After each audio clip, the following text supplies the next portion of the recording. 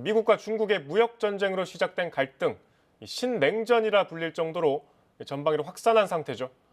미국 대선 이후 두 나라의 갈등은 다시 본격화될 것으로 예상되는데 우리 정부의 고민도 당연히 커질 것으로 보입니다. 최영윤 기자가 짚어봤습니다.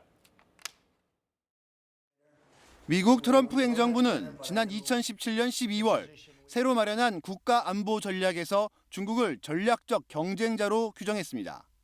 We also face rival powers, Russia and China, that seek to challenge American influence, values, and wealth. 이 같은 반중 정서는 미국 의회에서 공화당과 민주당의 경계를 넘어선 초당적인 움직임으로 이어졌습니다.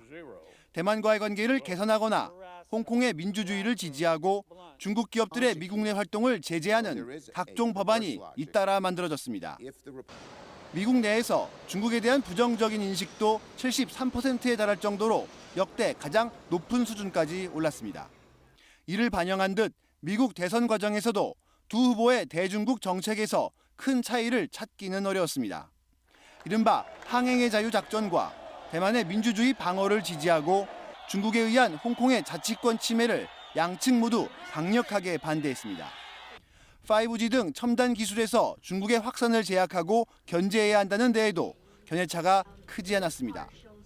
따라서 대선 이후 미국은 우리에게 반중 경제 블록인 경제번영 네트워크 EPN이나 반중 안보 동맹체로 거론되는 쿼드 플러스에 대한 참여를 압박할 가능성이 큽니다.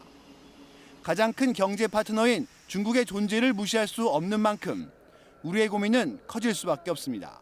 한미 동맹을 계속 발전적으로 관리해 나가면서 우리의 그 경제적 이익이 크게 걸려 있는 중국과의 전략적 동반자 관계도 계속 조화롭게 발전시켜 나가야 되는 것이 안보는 미국, 경제는 중국이라는 이분법적 접근보다는 사안별로 우리의 국익을 최우선하는 현명한 판단이 필요하다는 분석입니다. KBS 뉴스 최영윤입니다.